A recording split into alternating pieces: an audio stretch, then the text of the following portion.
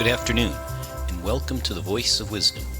With over 60 years of experience as an investment banker, entrepreneur, venture capitalist, securities analyst, and advisor, Morty Davis is a Wall Street legend. In addition, Mr. Davis is an outstanding economist and highly articulate, incisive, and very entertaining political analyst and strategist. He's Wall Street and capitalism personified. The over 400 companies for which he has raised more than $3 billion over the years have created a countless number of jobs and exciting new products. Through the Voice of Wisdom, Mr. Davis explores, analyzes, and debates the most topical economic and social issues facing our world today. Joining Mr. Davis today for a discussion on the news making the headlines is Len Carter. Len is an investment banker, business consultant, and private investor. And now, Mr. Davis and Mr. Carter. Welcome back. It's Wednesday evening, 6:30 again, and I love being back with my beloved, treasured co-hosts for this podcast. I really love you all. Your comments and your insights are such a contribution to my own wisdom and knowledge. So even where you're critical, you help me broaden my views and realize there's other ways of looking at the facts without necessarily hating the other person. So I love you all, and your insights are much appreciated. Don't stop. And keep on joining me in this podcast as we grow it on a regular basis, as more people become familiar with it. They don't necessarily watch it live, but in subsequent weeks, days and weeks, they tune in on YouTube or other media outlets and get to listen to it and enjoy the program. So thank you once again for being my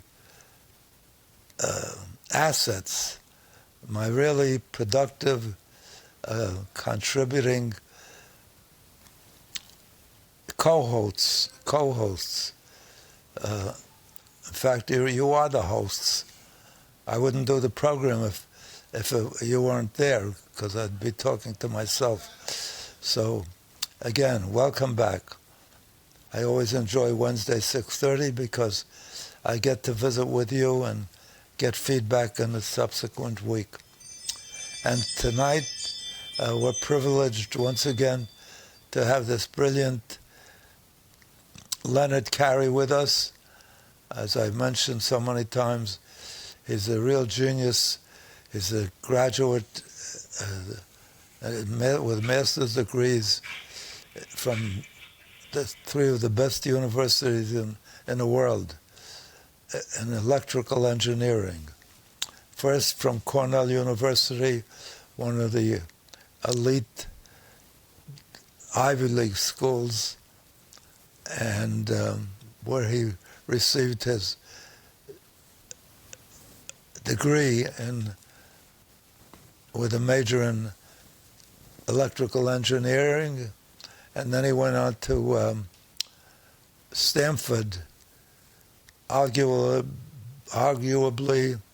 or I think factually, the number one high-tech university in the United States. More new companies, more startups, more breakthroughs, more new businesses that amount to really have come up to be either close to $1 trillion companies already or are on the verge, including Google and so many others. That the Google company was started by two young Jewish students attending Stanford, and by the time they got out of Stanford and operated the company for a very short time, it was worth billions and billions of dollars. So he graduated with a master's degree from Stanford, and then I was lucky enough to learn of his wisdom and his exceptional talent and insight and articulation, because he's a graduate and alumni of my school, the Harvard Business School. And I imposed on him and finally twisted his arm enough to get him to join me at this podcast so he could give you the benefit of his wisdom, which very often is in contrast to what I'm proposing or what I believe, and I'm ready to kill him. But I have to recognize that that's what makes this program special, because I advocate for my positions, but I recognize his position and your position, and I don't get angry and turn off everybody else that disagrees with me, as so many in our society today tend to do. So welcome back. Thank you. And thank you for joining pleasure. us. He normally charges, or his firm that he joined after he got out of Harvard Business School. What was the name of the firm again? McKinsey and Company. McKinsey and Company, the largest and most successful consulting company to all the major institutions, corporations, nonprofits. Just everybody uses them. Colleges, universities, countries use that organization, and one of their top consultants was Len Carter. So thank you again. And now, without further ado, we're going to move on to the program, which, as usual, I apologize because we discussed the week's events, the civic events, the political events, the economic events, to the extent there are some positive events, we absolutely discuss those, but somehow those don't seem to make the headlines or breaking news as much as the tragedies and the disappointments and the misbehavior of the human race. So, which is, at least what it does to me, is it depresses me. You know, the mass killings, the hatred that prevails amongst the various different countries and people in this world. It's all so discouraging. You know, we send our young kids at their prime of life, ready to take off and be major contributors to the future success of our society, to kill each other. They have no hatred for each other or anything but their countries.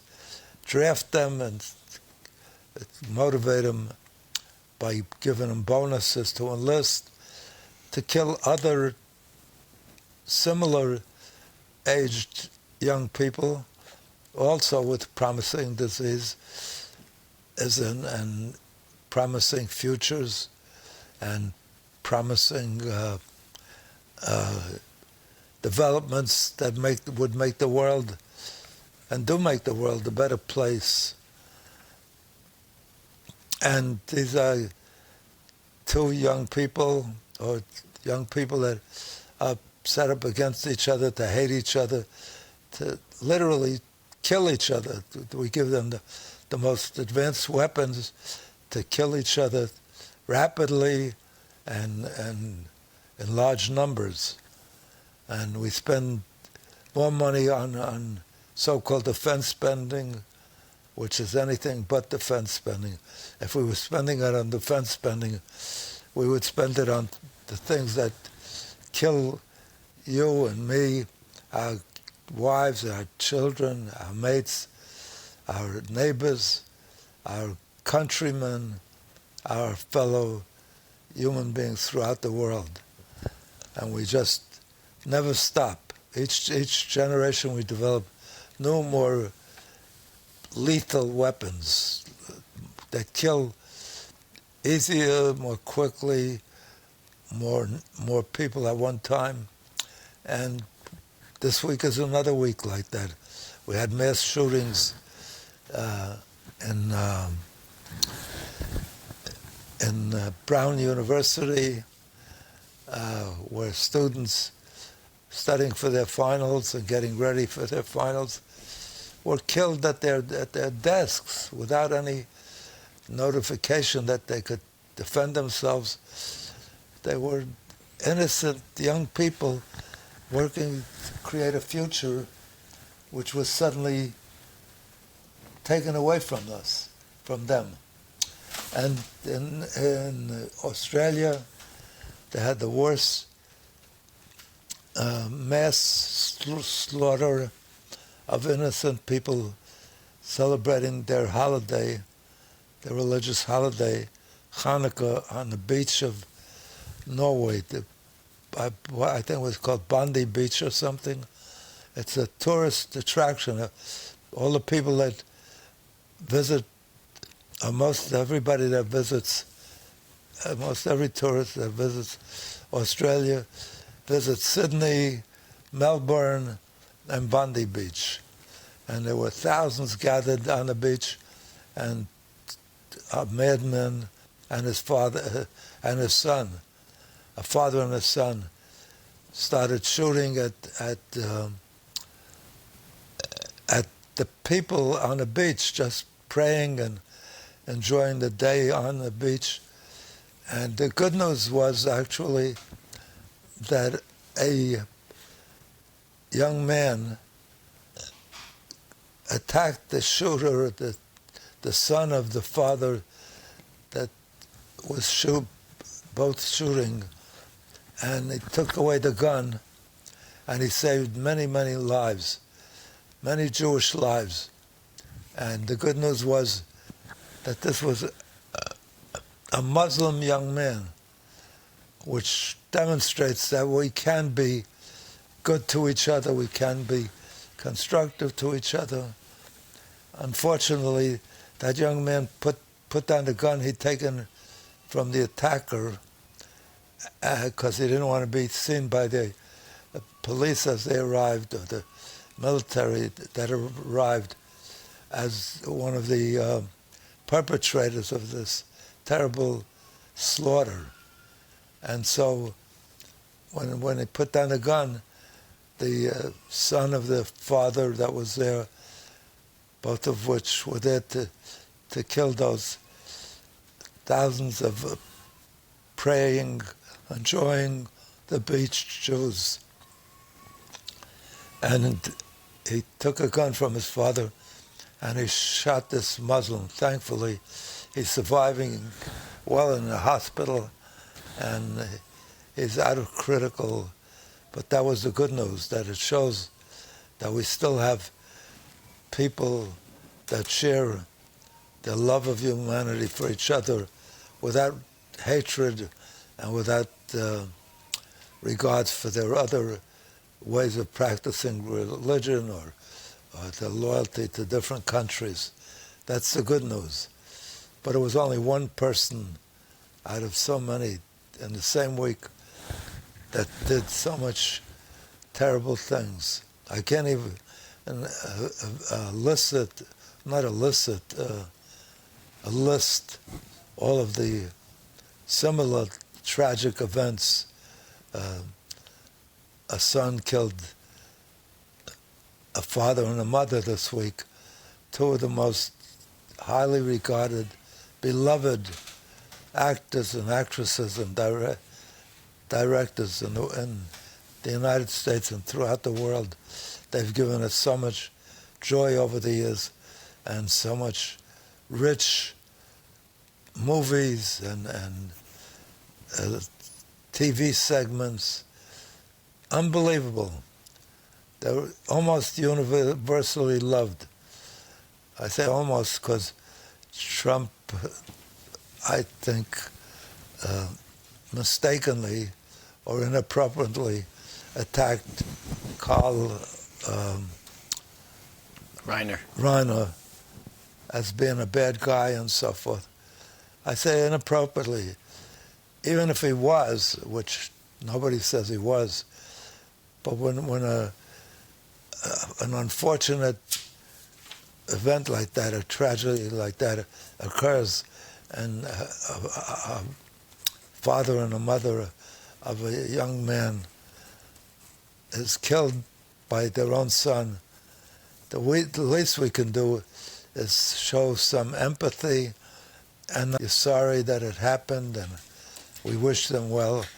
But he ranted about he didn't like the guy, he was no good, and so forth. Suffering from Trump derangement syndrome, he said. Suffering from Trump derangement syndrome. Thank you, Leonard.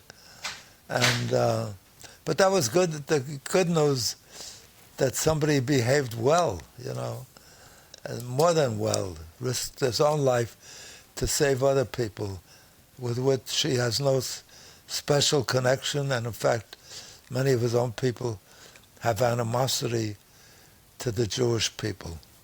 So, but it was a week of harrowing events that made many of us cry and feel so depressed.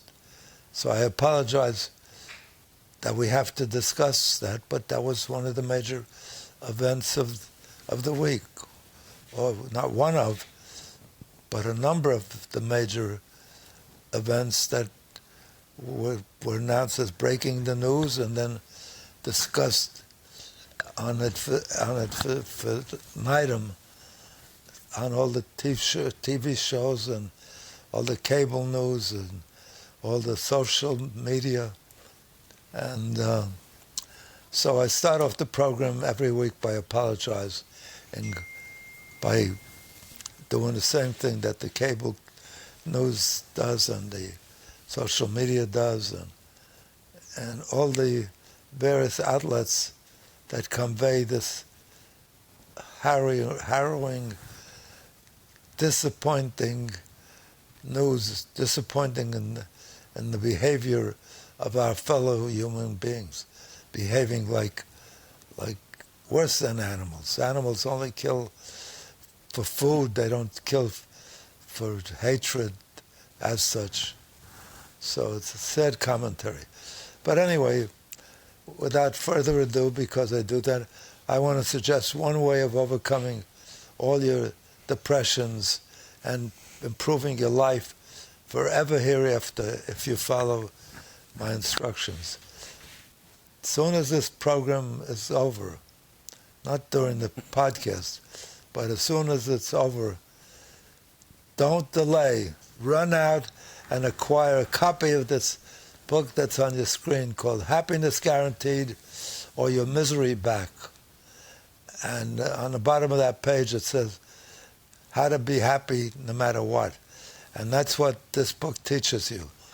I was writing it for 12 years and kept adding information that lifted my own mood and left me not with more happiness, definitely with more happiness, but more, what's the word I always use? Contentment.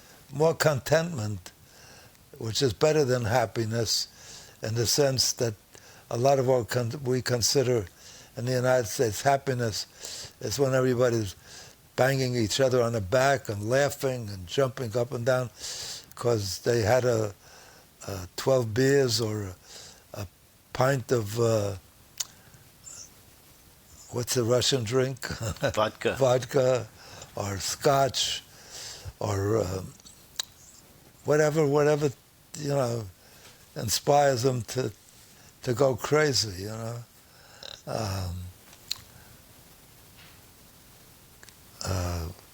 the different drugs that give you a high, which seem to be happiness because they're laughing and jumping up and down and everybody's convivial It's nice to each other, presumably, usually. In some cases, they even lose their tempers and get crazy. But I'm talking about teaching you how to be content for the rest of your life, real contentment. We inevitably do have to suffer, unfortunately, tragedies, disappointments, losses. There's no end to it, you know? But at least we shouldn't spend our lives, you know, focusing on the negatives and seeing the world as such a terrible place, seeing the world events as all the things you look at as a glass. The glass is half empty instead of half full, with a positive outlook. And that's what inspired the writing of this book. For 12 years, I researched everything that could uplift one's mood, because when I was young, I was often depressed and focusing relentlessly on things that weren't good about life and disappointments and failures. And then I picked up a book by Bishop Sheehan. What was his first name? Norman Vincent Peale. Norman Vincent Peale, a Catholic minister who ran a church in mid-Manhattan, a very popular church. I forget the name of it. But I picked up the book called The Power of Positive Thinking, and he induced me to think positively every day of my life.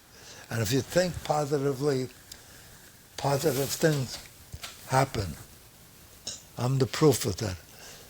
But I then decided, since that book made me a better life and changed my life dramatically for the better, I should convey the information in that book and all the other books that I followed up with, including one by Dale Carnegie, who wrote 2 fabulous books, one on being happier, how to stop worrying and start living, and the other one is how to win friends and influence people. Brilliant books. And so in this book I gathered and captured all those teachings and wisdoms from the Bibles, from religion, from priests and ministers and rabbis and philosophers throughout the ages, from the beginning of civilization, including the Moses and Maimonides and Jacob and Isaac and Jesus and all of the Greek philosophers, Plato and Aristotle, and on, Freud and Einstein, and I can't name all of them, but they're all in this book. I didn't stop writing after 12 years because I didn't want to miss any one, because one idea often changed significantly my life. And these people gave brilliant ideas that enhanced life, helped you fulfill your dreams, inspired you to move on, to have a purpose in life. It just changes your outlook about life, and even in the face of inevitable disappointments, tragedies that we have to live through.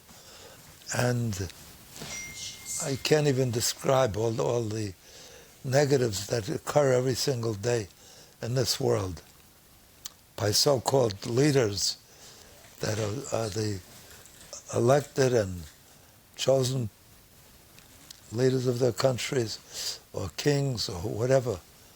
It just never ends. So my advice to you is, if I depress you at all, or these programs, this podcast does, or any events that occur during the course of your life, get a copy, run out and get a copy of this book as soon as you can possibly, feasibly do it.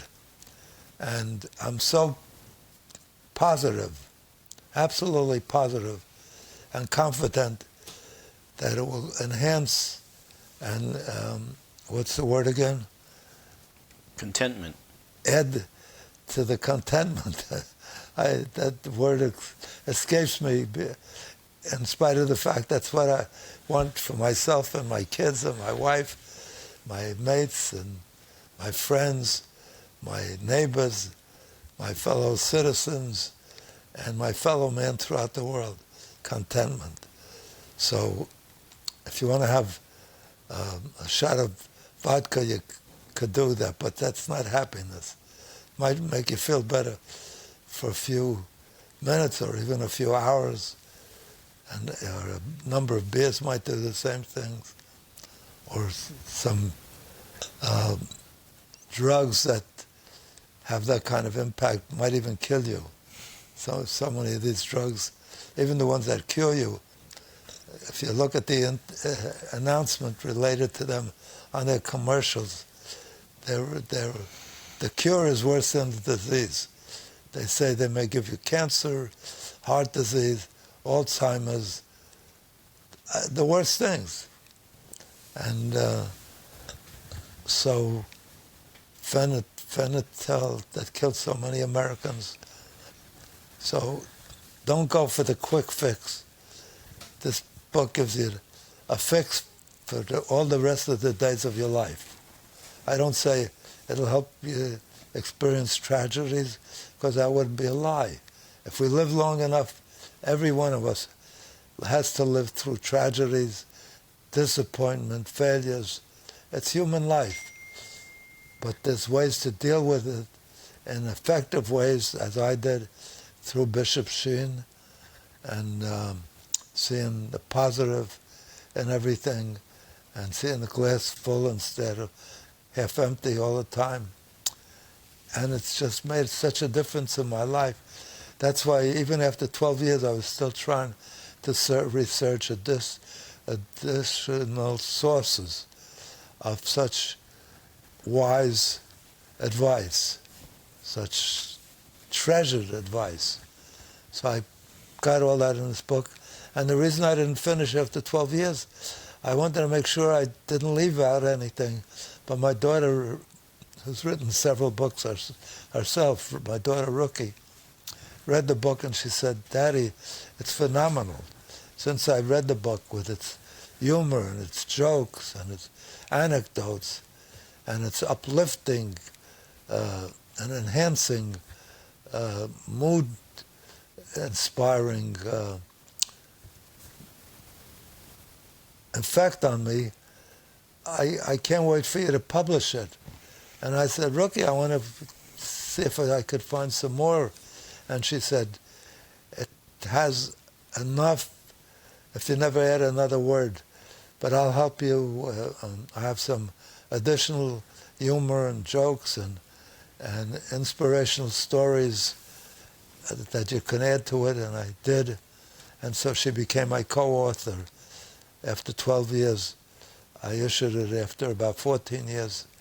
And you have the benefit of that. And I really believe it's a benefit because everybody who's bought this book since it came out or received it as a gift that's written to me, not one letter, one contact hasn't praised their good luck in discovering this book and the source of the information this book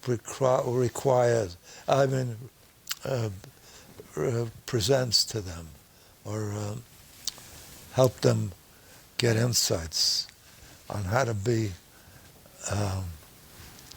content. Content. You see why I have this brilliant guy on?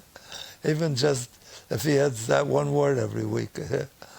Anyway, I wish you all happiness as you define it, but especially contentment and enhancement of your life and uplifting, fulfillment of your dreams, and true inspirational, genuine happiness.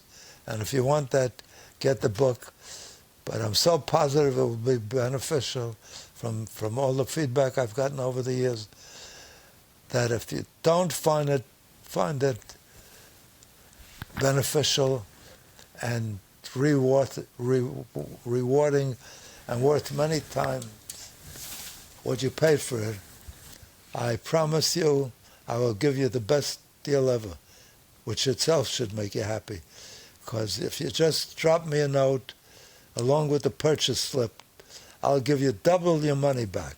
Double your money back. So right away you should be happy you got a profit. Just don't go out and buy 40 books and bankrupt me. And moreover, you should know that every penny that you spend on this book that comes to me, I give to charity. I'm not looking to make a profit on this book. The only profit I want is the profit for the charities that I contribute the money to, so they profit from the help that they give others, and the profit of the benefit you actually experience for that. That's my profit, not monetary or such tangible profits that you can buy something expensive. You want the readers to profit from the wisdom. Right. See? Now you know why I invite this brilliant guest. So, without further ado, and also, in the short term, I want to tell you every week that stop being a blob and on the universe, just a thing here, and have a purpose, have a goal. It makes life worth living, that you're going to fulfill some dream. And if you're in the process of working on it during the course of your life, even if you don't reach it, every time you make some progress, it's fulfilling. Every time you sit down to work on it, that goal, as I tell the story on a regular basis because it's so inspiring to me. A young man came to Thomas Edison and said, "Mr. Edison, I can't understand, how you were so persevering and so consistent in the face of 1,000 failures.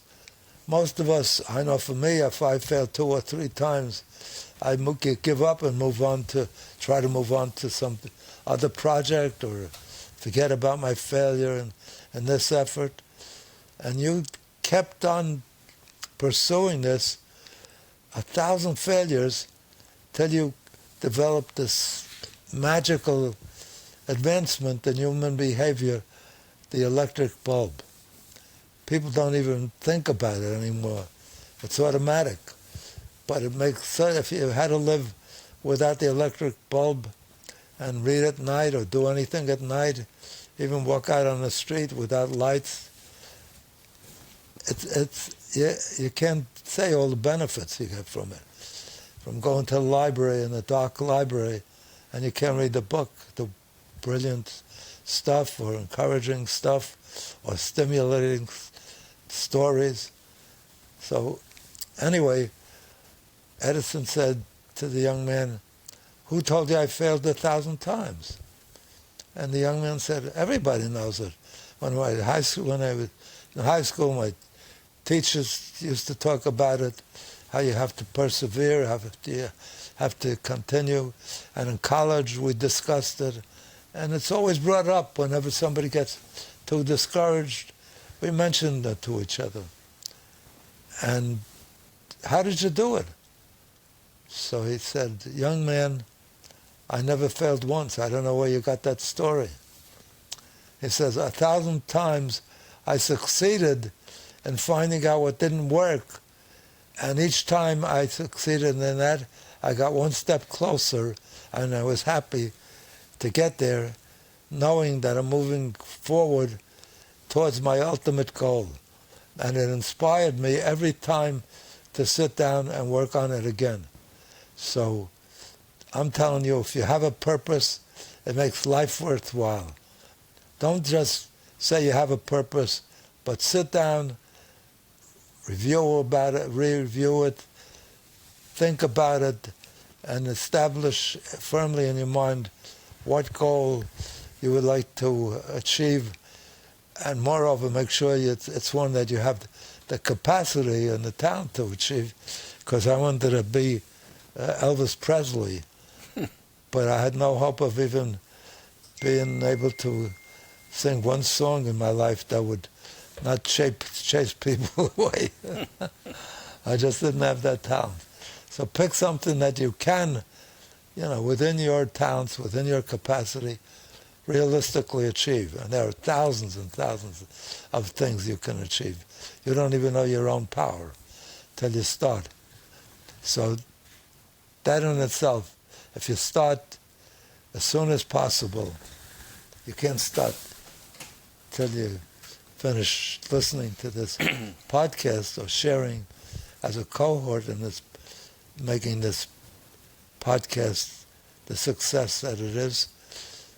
But as soon as possible, and spend some real time figuring out what would inspire to go back each time, if you knew, even in failure, you were moving closer to achieving that goal. So, and the proposition I present to you is better than any proposition that any of these so-called,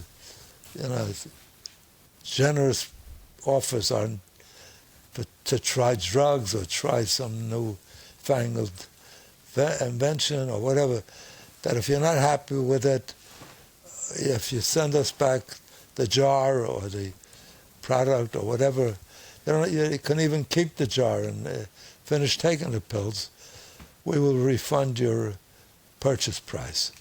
I'll do one better, much better.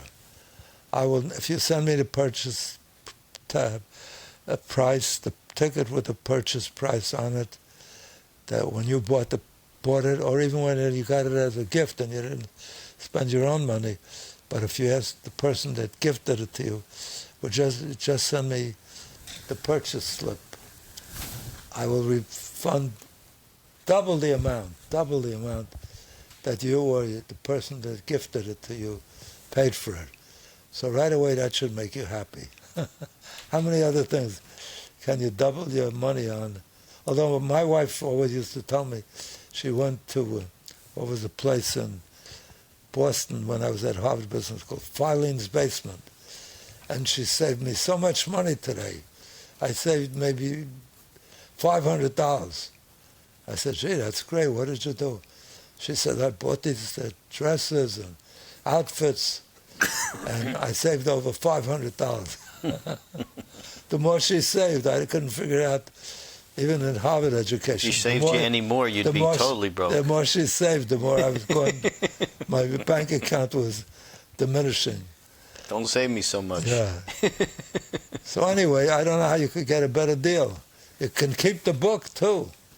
So send it back. You'll enjoy the humor, the jokes, the inspirational stories, the anecdotes, all the wisdom of all these great teachers, philosophers, priests, rabbis, biblical stories, everything that was accumulated since the beginning of man on earth that I could research and find, I put in this volume. So, without further ado, let's get started. Mr. Carey. Somewhere, you always say, as every show starts, that you need to offer an apology. So this week, it's even more appropriate. I think you need to offer a big apology because yeah, but I didn't. The first two things we're going to be talking about. I'm not the guy that performed these tragedies. You're not, but we're the ones that are highlighting it even Right. more to the audience. Reminding So it, if we right. normally offer a regular apology, this week, Right. unfortunately, is even a larger than usual apology Yeah. because we've seen two things that we've talked about many Only times two on the things? show. Well, the Numerous first things. two things. Numerous things. But the first two relate to a topic we've spoken about many times between us and many guests we've had on the show, and that's related to shootings and killings and access to weapons that do that or allow people to do that. And tsunamis and earthquakes and that killed thousands Right. that we don't even talk about. And wars that are ongoing, even when there's peace, there's always at least 7, 8 wars in the world. And you mentioned, because one of the things that is always highlighted when we talk about shootings and mass shootings is how the access to weapons which allow a lot of bullets to be fired in a short period of time, how that increases the fatalities. When we talk about or look at the Carl Reiner incident, where allegedly his son Just stabbed. remind the audience You what happened. A mentioned lot of that people, Carl Reiner and his maybe wife were found aren't- murdered in their house. Carl over Reiner, the one of weekend. the greatest entertainers of our day, both in movies and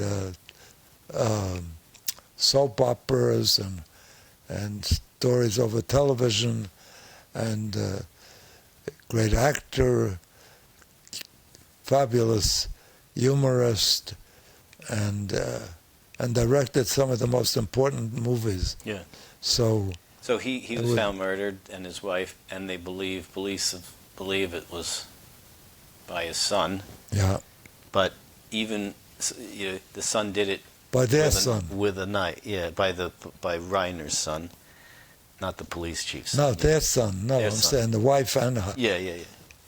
But it was still done, it seems, from a knife, not an automatic weapon. And as you've mentioned many times, as unfortunate as a murder is, any murder, it's still, it's two people compared to, the 15 that were killed in Bondi Beach. I know, And that's tragic way. Your mother and father, he cut their throats. So, but it just highlights again how we've said that, yes, people kill people, guns don't do it, but if you only have a knife, it's not that easy to kill 15 people. If the father and son on Bondi Beach only had a knife, they probably wouldn't have killed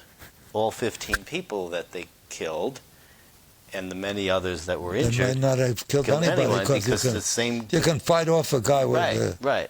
So with a knife. the same point that keeps coming over and over again, where they talk about mental illness, or it's not the access to guns. It's not guns that are to blame. It's the people that own the guns and shoot the guns. In my view, it's the politicians, our leaders, that are mentally deficient in the sense that they don't do anything about it after all these shootings of little kids at school. Particularly when their constituencies want it. Yeah. I mean, it's one thing if a politician who represents a district reflects the views of the district in Congress. I don't have a problem with that. Also, if it's a minimal, that's not the case. Even though it's a universal opinion, but of just a small group that's affected. But here, the whole country, all the voters, overwhelmingly are in favor of some kind of gun control, particularly when they see little children as young as 4 or 5 that occurred in Connecticut some years ago, being shot. And the NRA, the National Rifle Association, The day after, they sold more guns in the United States than ever before because they warned their gun owners and their followers that you better run out and buy a gun because the government might... Coming for your guns. What? They're coming for your guns. Yeah, or they might stop you from ever buying a gun again, yeah. Yeah, I mean, so, we saw... That's a terrible commentary. I couldn't believe that when I read that. The day after they shot all the children, they said they set a record at the number of the guns that were sold. Big profits for the manufacturers, for the wholesalers, for the retailers of the guns, which have such a fabulously strong lobby that almost universally there's not a congressman that is willing to vote for gun control for fear there will be what do they call it when they get an opponent? Primaried? Primaried, yeah. And supported with big funds by the gun lobby. So, we saw at Brown this shooting where 2 students were killed and several others were wounded. A lot of the students Brown University. At Brown, say, they don't feel safe. There's the approach that you mentioned, which is, a legislative, governmental approach. What do you think? What can the school do? I mean, if you're setting policy for the school, how do you combat that? Can you? This was. Do you just do what some New York City public schools do and have metal detectors at the doors at every library, at every classroom? I mean, Just this morning, they showed pictures of Brown University and how many cameras they have on campus. Every building has hundreds of cameras. That's one of the ways they try to do it. There are people that are advocating, many people advocating, that we should give guns to teachers so they can, if they want to get many more kids killed and many more teachers killed, we should give them guns. Such a ridiculous, hopeless idea. Because if a guy comes around shooting, the teacher won't have the gun in his hand and won't hit him. If the students in the library had guns, and started just shooting, they'd ruin a lot of books. They'd ruin a lot of books, and even police, a lot of fewer students even police would leave that are library. Trained to shoot never hit their target. That they'll aim for the guy's arm or leg, and they'll hit his brain or they'll hit his leg. So how do you make students feel more comfortable? Add more cameras, add more security, have security guards who are trained. What do you do? Have the students join the military for a few years before they attend classes, so they could come with rifles. You can't, Here they were going in Brown University. It's the end of the term. They were studying for their finals. Yep. What could be more innocent than doing nothing harmful? They're just trying to, prepare for a better future, and suddenly they're deprived of any future. I don't know anything that's more depressing, especially if you're the parent of such a child. You send them off to school, you figure what could be safer than them being in a classroom with their teacher. And they, a lot of buildings and libraries or classrooms or dorms, they do have, security locks, or students need the ID to get in, but that's not going to stop someone from jumping over a turnstile or it's hopeless. It reminds me. If you want to go in and shoot people, you're going to go in and shoot people. If you go to Miami or Boca Raton or any of those summer resorts, some of those destinations are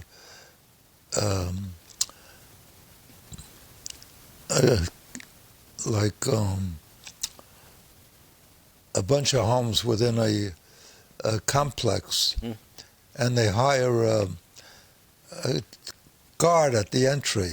Yes. So people can't just come in. They're a gated community with a guard at the Yeah, front gated gate. community. And so many of them, With the gate that comes down. when I Is that gonna stop? when I stop off at them, I look at the guard, and he's 78 years old, Right. could hardly move, couldn't shoot a gun if his life depended on it. And that's the security, you know. You can't. Unfortunately, you can't it'll protect. keep out other 78-year-olds, but it won't keep out someone can't with an put- AR-15. There's no way to protect against that. There's no way. 24/7. You can't protect against these things where you have no expectation and no defense before it happens. So then you look more, as you were saying, I think, yes, to the, legislative government solutions, which involve, laws on accessing the weapons. So that brings you to Australia, where, 30 years ago there were mass shooting, and it triggered sweeping legislation changes, gun law changes to restrict guns. It's very hard to get a gun in Australia. And yet, the father and son, the father of the father and son team had 5 guns. They don't know how they got it, So I You're think right. legally. No, I think he owned them legally.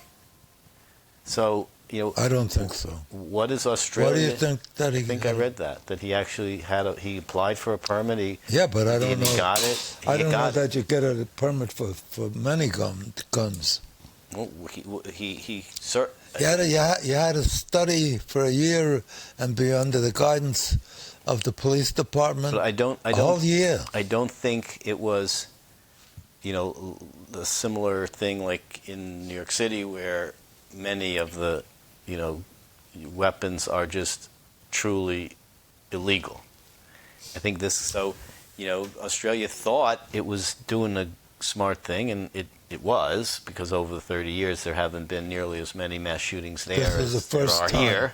This is the first time in 30 years So there was this kind of So mass what do you shooting. change? What do you change to make it better? Because that's what I heard the Prime Minister or whoever, was saying what he would like to do so that this doesn't happen again. He said he'd like to make it more strict. I think even stricter, right? Yeah. So I mean that probably is an approach, but Unfortunately, there's no way to end human evil if somebody wants to do evil things. You can put up the fences and you can work on it. But although we don't yet know at Brown motive. Yeah. In Australia, it looks pretty much to be anti-Semitism of some form. In this case. Yeah. So how, is there another solution involving, cracking down on anti-Semitism as opposed to cracking down just on the guns that people use who are anti-Semitic? We have in this country strict laws against hate crimes. So that's supposed to discourage it, but it doesn't. If somebody hates, they do things even if their own lives are apparently at risk. Most of the killers that do these things are killed on the spot or are found shortly thereafter. So they don't look to get away from it. As a matter of fact, many of them, the younger ones, are looking for being kind of heroes because they think what they're doing in their mind is getting rid of some terrible people, or if it's Jews, they think they hate Jews. They don't know why, or many of them never met a Jew even. And it goes the other way. Blacks and the point in this country, It was, when I was young, it was Italians and Asians, Chinese. Well, it's always a new group, an outside group that the current group fears for some reason. I mean, whether it's Yeah, but it's so fundamental. in other words, Eastern Europeans coming over yeah, then, no, but or it's more fundamental than that. Because we always need an enemy. China's never attacked us, never. They compete tough in economics, but that's not really. We should cooperate. They make advances. We should use their advances. They could use our advances. Instead, we think of Russia as an enemy. I mean, they're not an enemy. Right. It's also rare that a group of people could ever be an enemy.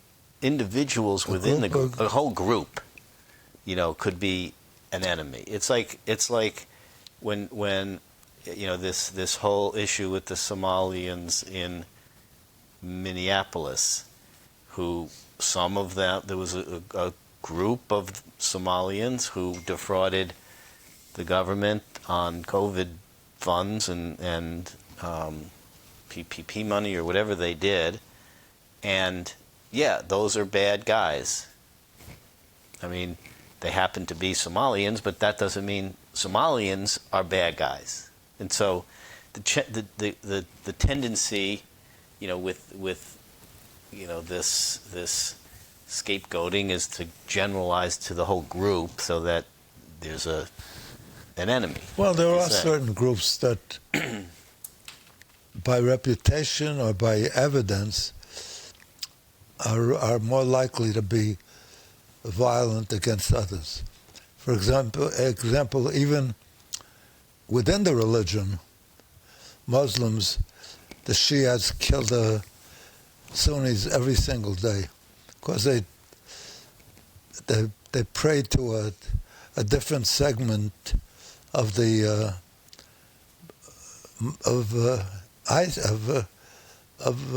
Muslim, of Muhammad's descendants. Mm-hmm. There's no actual occurrence these days that's negative between them, but you're praying to the wrong segment. So they want to, and in the sense,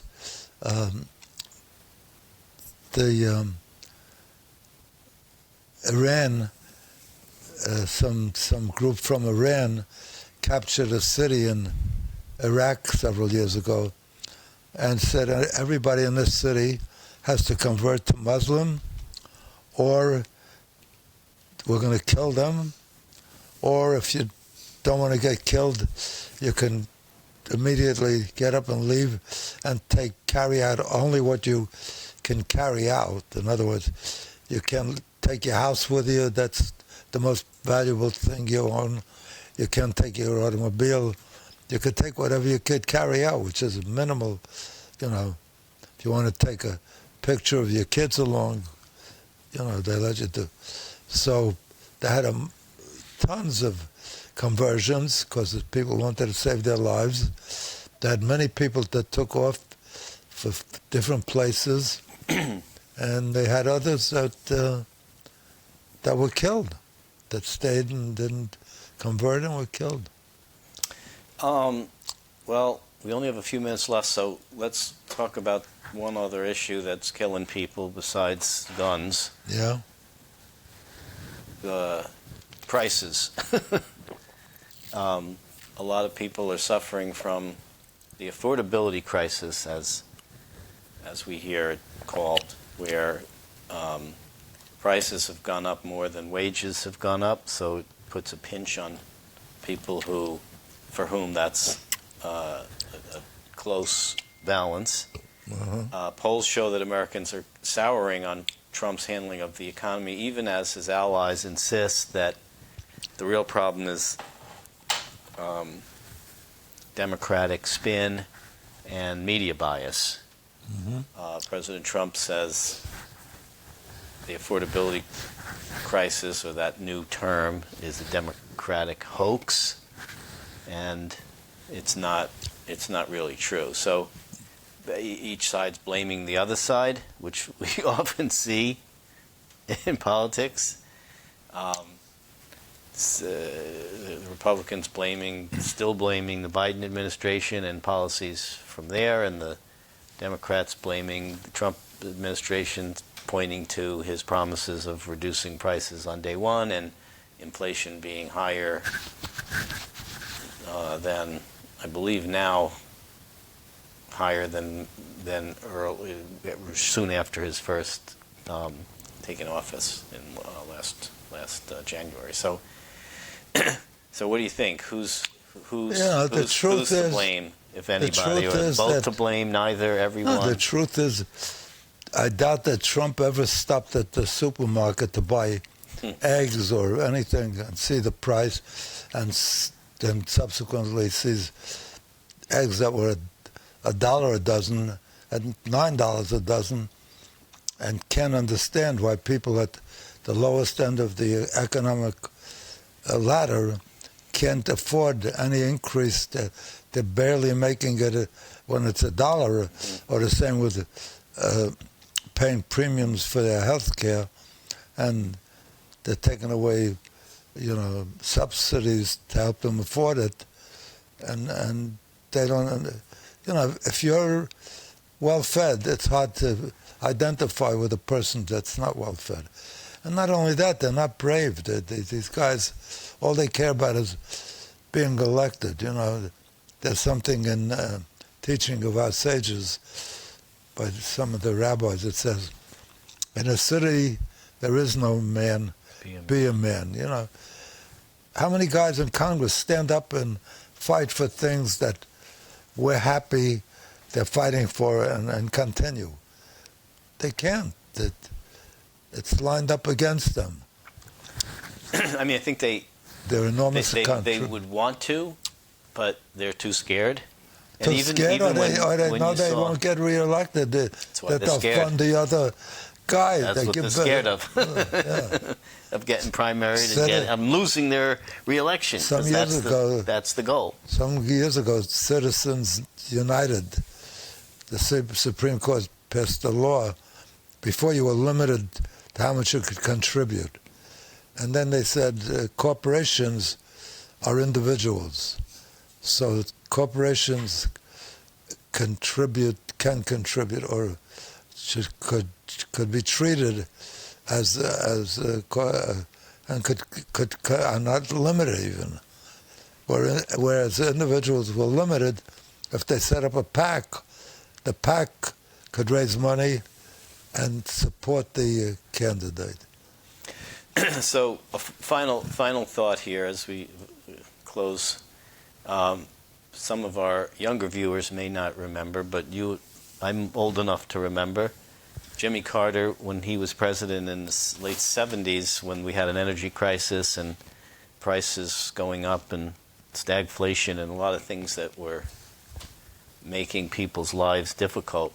Got on TV in front of his fireplace wearing a sweater and was telling the American people that they need to do things to help the situation. In particular, he said you need to turn down your thermostat and bear some sacrifice. Well, I found that wise advice and good advice, because people leave on their lights all night and they leave on their air conditioning when it's finally cooled off. So I thought that was appropriate. But I don't know why they made so much. As far as a political strategy, that it's been used. I mean, we're 40 years later, and people are still poking at him for doing that. You don't see Donald Trump telling people, although he did say your kids don't need as many dolls or pencils or whatever he was saying. That's not really a sacrifice. Saying affordability is a hoax, right? A democratic hoax, which is nonsense. It's like the story of the woman comes into her bedroom where her husband is laying in bed resting, and she finds a woman with him. And the minute the wife walks in the door, she grabs her dress and her clothing and runs out. And the husband runs to the dressing room and the bathroom or wherever and gets dressed, and he comes out. And the wife is still ranting. And he says, "What are you ranting about?" She said, "You know that woman, what was she doing here? What woman?" He says, "What do you mean, what woman? I saw her, she was in bed with you." "There was no woman in bed with me. I saw her with my own eyes." He said, "There was no woman in the bed. What are you going to believe? Me or your eyes?" And it's the same with Trump. What are you going to believe? The prices in the supermarket when you go me. spend the money and you get the check, or me? I'm the president. You should, Right. you know. That's right.